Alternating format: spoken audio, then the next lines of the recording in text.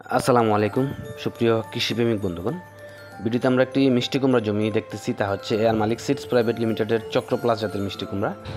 এই পর্যন্ত 6 থেকে 7 বার সংগ্রহ করা হয়েছে জমিটা থেকে মিষ্টি কুমড়া। তো আপনারা যদি কেউ মিষ্টি কুমড়া চাষাবাদ করতে চান, এই মুহূর্তে হচ্ছে বর্ষাকাল, আর বর্ষাকালটাই হচ্ছে মিষ্টি কুমড়ার জন্য উপযুক্ত সময়। আপনার ইচ্ছা করলে মাটিতে এবং মাচাতেও এই জাতের মিষ্টি কুমড়াটি চাষাবাদ করতে পারবেন। তো যাদের পতিত জমি পড়ে আছে, আপনারা নির্দ্বিধায় মিষ্টি কুমড়া চাষ করতে পারেন।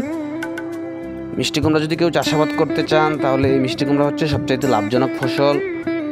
40% জমিতে কেউ যদি মিষ্টি কুমড়া চাষাবাদ করতে চান, তাহলে 40% জমিতে 400 মাদা হবে, এবং প্রতি মাদাতে যদি 3 থেকে 4টে বীজ দেওয়া হয়, তাহলে প্রায় 1200+ গাছ হবে।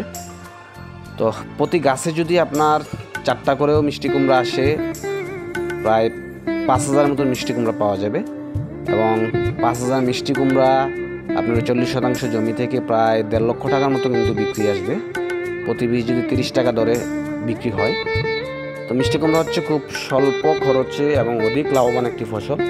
তো চাষাবাদের পূর্বে যে কাজটি করতে হবে আপনাদেরকে, তা হচ্ছে ভালো জাতের মিষ্টি কুমড়া জাত নির্বাচন করতে হবে, এবং ভালো একটা জমি নির্বাচন করতে হবে এই মুহূর্তের জন্য, যেখানে বৃষ্টির পানি এবং বন্যার পানিতে প্লাবিত না হয় এমন একটা জমি নির্বাচন করতে হবে।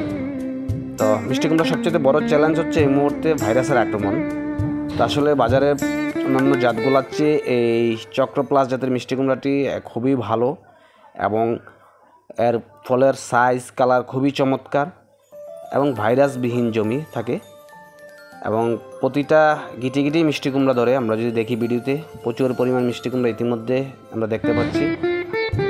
গত 2-1 দিন আগেও মিষ্টি কুমড়া সংগ্রহ করা হয়েছে জমি থেকে। তো আর দেরি না করে আপনার জমিতে যদি কেউ মিষ্টি কুমড়া চাষাবাদ করতে চান, তাহলে নির্দ্বিধায় এয়ার মালিক সিডস প্রাইভেট লিমিটেডের চক্র প্লাস জাতের মিষ্টি কুমড়াটি সংগ্রহ করে নিন। তো ধন্যবাদ সবাই, ভালো থাকবেন। আজ এই পর্যন্তই। আসসালামু আলাইকুম।